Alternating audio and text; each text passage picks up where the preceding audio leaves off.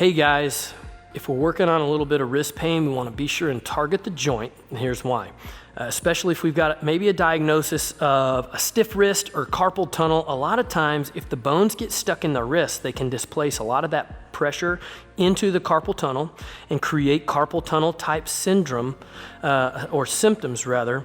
And so if the joint is stiff, it also affects the way your shoulder moves. And so this is going to show up in a lot of different places, maybe even if you're dealing with some shoulder problems, because if the wrist doesn't function like it's supposed to, the shoulder has to compensate. So whether that's working and reaching and manipulating objects over your head, or if you're working out and doing push-ups or bench press, or if we're just dealing with some wrist pain and the wrist is a little sticky and we need to get rid of it, this is how we're going to use the band to do it.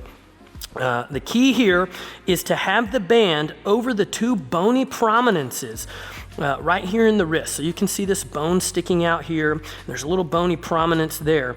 The key is we want this on the upper bones, not down on the hand. And so you're just going to put the band right over those two bones. And you can see it's up on the wrist, it's not down on the hand. And then you're going to pull some tension back. So this creates a glide in the joint towards the rig attachment here. At home, this may be in your door frame. You can still do the same thing. Once you're here, you're going to go a tolerable amount of movement. Don't push into any pinching in the front of the wrist. If you feel some stretch in the back here, that's fine. That's where we should feel this.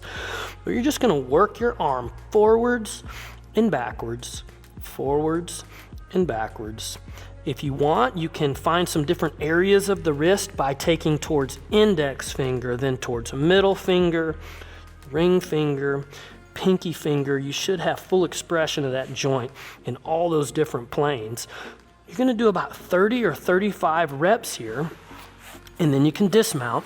And the test retest here, remember, we always want to test your motion first, see what you have available, and then recheck to make sure if what you did gave you a good effect and bought you some new range of motion. So you can see now I have this versus my other wrist, which I didn't work. I've already picked up maybe 10 to 15 degrees of range of motion.